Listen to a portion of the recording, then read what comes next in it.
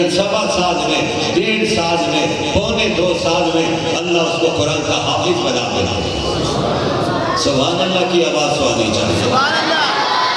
تو کہنے میں پابندی تو نہیں لگی ہوئی ہے کہ آپ آہستہ بول رہے ہیں، ذرا مل کے کہو نا سبحان اللہ۔ سبحان اللہ۔ اچھے آہستہ کہیں گے، بڑے ذرا کہیں اونچی آواز سے۔ اللہ کا نام لیتے ہوئے نہیں شرمانا، بڑی جرأت کے ساتھ نام لینا ہے۔ آقا کی ختم نبوت کی بات آئے، آقا کی ذات اقدس کی بات آئے، آپ کی سیرت کی بات آئے، آپ کی جمال کی بات آئے، آپ پر درود پڑھنے کی بات آئے، تو رب کعبہ کی قسم آمنہ کے لال کا ذکر بھی بڑی جرأت کے ساتھ کرنا ہے۔ غیروں کے سامنے بھی، اپنے لوگوں کے سامنے بھی بیٹھ گئے یہ جو ذکر ہے نبی کرتے جائیں گے، اللہ کی قسم اللہ انہیں عزت عطا کرتا جائے گا۔ جو ختم نبوت کے لیے میدان میں اتریں گے، اللہ انہیں شہرت عطا کرتا جائے گا۔ جو نبی کا ذکر کرنے کے لیے، نبی کے شہر کا ذکر کرنے کے لیے جمع ہو جائیں گے، اللہ انہیں 4 عالم میں عزت عطا کروا دے گا۔ عقیدہ ختم نبوت کو بنیاد سمجھیے، اولاد کو بٹھائیے، توحید کا پیغام دیجیے، اولاد کو بتائیے اللہ وحدہ لا شریک ہے، اس کا کوئی شریک نہیں ہے، وہ ذات تھی بھی، آج بھی ہے، کل بھی وہی ذات ہوگی۔ ذرا مجھے مل کے بتا دیجئے اس نیلی چھت والے کا پیارا نام کیا ہے؟ اللہ۔ آواز آنی چاہیے، اللہ۔ آواز آنی چاہیے۔ اللہ بہت خوش ہوتا ہے جب اللہ کا نام لیا جاتا ہے، اور اکابر کہتے ہیں تو خلوت میں بیٹھ، جلوت میں بیٹھ، تنہائی میں جا، اللہ کا ذکر کرتا رہے، اللہ کی یاد میں لگا رہے، اللہ تیری دنیا بھی بنا دے گا، اللہ تیری آخرت بھی بنا دے گا۔ اور اللہ کا جب ذکر تو کثرت کے ساتھ کرے گا تو اللہ آخری سانسوں میں بھی تجھے اپنا ذکر عطا کر دے گا۔ اور آخری سانسوں میں جب اللہ کا نام زبان پر آ گیا تو حدیث علماء نے پڑھی ہے جس کا آخری کلام لا الہ الا اللہ ہوگا، میرے اکابر کہتے ہیں اللہ کا کوئی پیارا نام بھی زبان پہ آ جائے تو سمجھیے اللہ نے اس میں جنت کے جانے کا فیصلہ کر دیا ہے۔ اللہ کی یاد میں اپنے آپ کو مصروف کیجئے، بچوں کو بٹھائیے، عقیدہ بجائیے، سنیے بڑی توجہ کے ساتھ۔ آج فتنوں کا دور ہے، اس فتنوں کے دور میں مقابلہ کرنے کے لیے آپ کو علماء کی مجلس میں آنا ہوگا، ایسی روحانی مجلس میں بیٹھنا ہوگا، کس انداز سے بات کرنی ہوگی۔ بچوں کو سمجھائیے بیٹا نبی آتے رہے، رسول آتے رہے، سب سے آخر میں آمنہ کے لال آئے ہیں، ہر نبی آیا ہے ان کے سر پہ نبوت کا تاج رکھا گیا ہے، اور جامع آمنہ کے لال آئے ہیں تو ان کے سر پر صرف نبوت کا تاج نہیں رکھا گیا، ان کے سر پر ختم نبوت کا تاج رکھا گیا ہے۔ ختم نبوت اس بات کا اعلان ہے کہ اب قیامت تک میرے نبی کے بعد کوئی نبی نہیں آئے گا۔ ہاں حضرت عیسیٰ تشریف لائیں گے، اس کو اللہ کا قرآن بیان کرتا ہے، حضرت عیسیٰ جب آئیں گے عیسیٰ علیہ السلام آ کر اپنی رسالت کا اعلان نہیں کریں گے، لوگوں سے نہیں کہیں گے کلمہ پڑھو لا الہ الا اللہ عیسیٰ روح اللہ، نہیں، آ کر کلمہ پڑھیں گے، وہی کلمہ پڑھیں گے۔ کہنا والوں، مفتی صاحب کے مرکز میں بیٹھنے والوں، حضرت عیسیٰ کی زبان پر بھی وہی کلمہ ہوگا جو آج کا مسلمان پڑھتا ہے۔ آئیے مل کے پڑھ لیتے ہیں لا الہ الا اللہ، پڑھ دیجئے لا الہ الا اللہ، سب لگائیے لا الہ الا اللہ محمد الرسول اللہ۔ اعلان کیا جا رہا ہے اللہ وحدہ لا شریک ہے، اور آمنہ کے لال حضرت محمد مصطفیٰ احمد مجتبیٰ اللہ کے آخری رسول ہیں۔ سب اونچی آواز سے کہہ دیجئے بے شک۔ ہمارا عقیدہ، ہمارا ایمان، اسی عقیدے پر ہم جیتے، اسی عقیدے پہ مرنا چاہتے، ہم چاہتے ہمارا آخری وقت آئے اسی عقیدے کی باتیں ہماری زبان سے نکل رہی ہیں۔ آمین کہہ دو۔ حضرت محترم، آخری وقت میں یہ باتیں اس وقت آئیں گی جب دنیا میں تھوڑی سی محنت کریں گے۔ آپ نے مدرسے میں طالب علم بنا کے بھیجا اپنے بچوں کو، آج نتیجہ سامنے آ رہا ہے۔ سمجھیے میں نے آغاز کیا تھا، دنیا آج دلیل کی بات نہیں کرتی ہے، دنیا کیا کر رہی ہے؟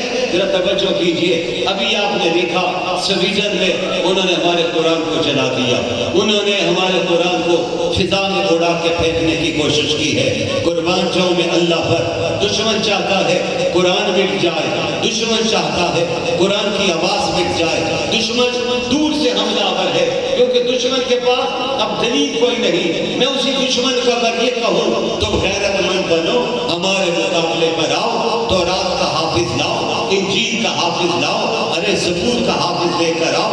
مشہور 4 کتابیں ہیں، تورات کا حافظ پوری دنیا میں آپ کو نہیں ملے گا، انجیل کا حافظ پوری دنیا میں نہیں ملے گا، زبور کا حافظ پوری دنیا میں آپ کو نہیں ملے گا۔ ارے حافظ تو دور کی بات ہے، کتاب آپ کو صحیح حالت میں نہیں ملے گی۔ پھر ہم اس سے آگے بڑھتے ہیں، ہم سکھوں سے بھی کہتے ہیں، ارے ہندوؤں سے بھی کہتے ہیں، تم اپنی کتاب کا حافظ لے آؤ، گرنتھ کا حافظ لے آؤ، وید کا حافظ لے آؤ۔ جب ان کے پاس دلیل کوئی نہیں رہی تو انہوں نے کہا قرآن تو مٹتا نہیں، قرآن کو جلا ہی دیے۔ لیکن یاد رکھیے قرآن جلے گا نہیں، انشاءاللہ قرآن جلانے والوں کی نسلیں چل جائے گی انشاءاللہ۔ مجاہدوں کی طرف کہو انشاءاللہ۔ جو میرے نبی کے خاکے بناتے ہیں اللہ ان کو دنیا میں بھی ذلیل کرے گا، آخرت میں بھی ذلیل کرے گا۔ جو میرے نبی کے خاکے بنا کر مذاق اڑانا چاہتے ہیں دنیا میں بھی ذلیل و رسوا ہوں گے۔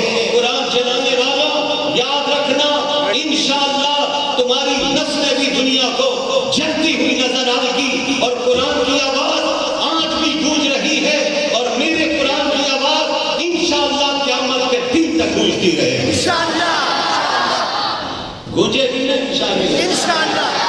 یہ بڑے ظالم ہیں، میرے بہت سے علماء تشریف فرمائے، ماشاءاللہ مولانا حافظ قاسم صاحب بھی تشریف لائے، ابھی کل ہائے عقیدت پیش کریں گے۔ ہمارے بزرگوں کی اولاد مولانا عبدالدیان رحمہ اللہ کے صاحبزادہ گرامی قدر ہمارے بزرگ تھے، ان کی اولاد و دیگر علماء بھی تشریف فرما ہے۔ میں زیادہ وقت نہیں لینا چاہتا ہوں، دنیا کے پاس جو دلیل نہیں ہوتی اس بات کو علماء زیادہ سمجھتے ہیں، تو پھر یا وقت کوئی گالی پر، الزام تراشی پر، ذاتیات پہ اتر کے آتے ہیں۔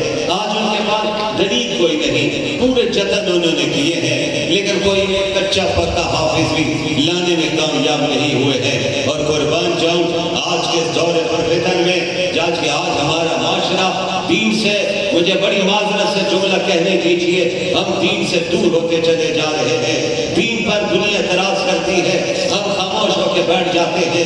یونیورسٹی اور کالج میں نام عبد الرحمن ہے، نام عبداللہ ہے، توجہ سے میرے جملے سنیے، وہ کہتا ہے اللہ تو نظر ہی نہیں آتے ہیں، جو ذات نظر نہ ہے اس کو ماننا کیسا ہے۔ وہ کہتا ہے قرآن اولڈ کتاب ہو چکی ہے، آج جدید کتاب کی ضرورت ہے۔ ارے جدید کتاب چاہیے، جدید پروفیسر لکھے، اس کے لیے کتاب چاہیے، اس کے لیے جدت چاہیے۔ بیالوجی میں، فزکس میں، کیمسٹری میں، انگلش میں، اردو میں، مطالعہ پاکستان میں مضمون کو وسعت دینے کی ضرورت ہے۔ لیکن آئیے قرآن ایسی کتاب ہے، آج سے دنیا پہلے 1450 سال پہلے بھی جب اعتراض کرتی تھی قرآن بولتا تھا، بعد میں لوگ آئے اعتراض کیا، قرآن نے جواب دیا۔ آج بھی دنیا آ جائے قرآن پر اعتراض کرے، انشاءاللہ قرآن جواب دے گا، کوئی دنیا کی طاقت مقابلہ نہیں کر سکتی۔ اسی ہندوستان میں ایسٹ انڈیا کمپنی کے نام پر یاد رکھیے، گورا آیا تھا، جس گورے نے آ کر کہا تھا مدرسے میں ڈال دو، قرآن کی آواز دبا دو۔ کسی مدرسے میں تکمیل بخاری کی تقریب نہیں ہونی چاہیے، مسلم شریف کا تتمہ نہیں ہونا چاہیے، ترمذی شریف کے ابواب نہ پڑھے جائیں۔ انہوں نے کہا قرآن بالکل ناپید کر دو، خرید لو، اس کو دریا سپرد کر دو، اس کو پانی میں بہا دو، زمین میں دھسا دو۔ انہوں نے مدرسوں سے جا کر قرآن اکٹھے کرنے شروع کیے تھے، بازاروں میں جا کر انہوں نے قرآن جمع کیے تاکہ کسی طریقے سے کاغذ میں لکھا ہوا جب قرآن موجود نہیں ہوگا کون اس کو یاد کرے گا۔ ایک مدرسے میں پہنچے، ایک اللہ والا بیٹھا ہوا تھا، گورا داخل ہوتا ہے، اس کے ساتھ 2 افراد 3 اور ہیں۔ ہم مولانا صاحب آئے ہیں، قرآن لینا چاہتے ہیں۔ فرمایا تمہارا مقصد کیا ہے؟ کہ ہم قرآن سے پیار کرتے ہیں، ہم قرآن کو دیکھنا چاہتے ہیں، اپنی نسل کو دینا چاہتے ہیں۔ مولانا نے کہا میرے پاس بیٹھ جاؤ، اپنے پاس بٹھا دیا. ایک کلاس سے چھوٹے بچے کو بلایا ہے, چھوٹے بچے کو بلا کے کہا ہے 15 پارے کا آغاز کر. اس نے 15 پارے کا سبحان الذی اسری بعبدہ لیلا من المسجد الحرام الی المسجد الاقصی, میرے نبی کے سفر معراج کا ذکر کیا ہے. پھر پیچھے بڑھے ہیں, فرمایا 30 پارے کا آغاز کر. دل کا رسل سے اس نے شروع کیا ہے. آگے بڑھ کے کہا اب آگے بڑھ, سورہ یاسین اس کو تھوڑی سی سنا دے. ہرا آنے والا گورا ہکا پکا رہ گیا ہے. فرمایا 30 پارے پر پہنچ, سورہ الضحیٰ سنا دے, الم نشرح سنا دے. حافظ آیا ہے, سنا رہا ہے.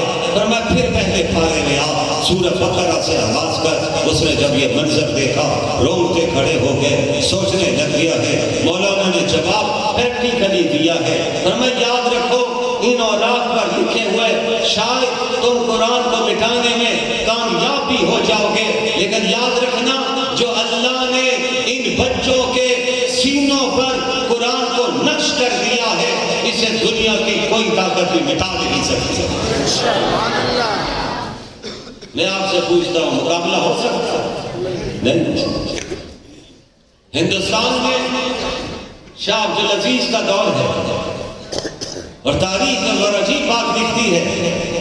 ایک شخص بزرگوں کی مجلس میں بیٹھنے والا, عالم نہیں, حافظ نہیں, قاری نہیں, حدیث سنی ضرور ہوگی پڑھی نہیں, دین کے مسائل سے اسے آگاہی کوئی نہیں, لیکن جب اس کے سامنے قرآن پڑھا جاتا تھا تو اونچی آواز سے کہتا تھا کہ اللہ کے قرآن کی تلاوت ہو رہی ہے.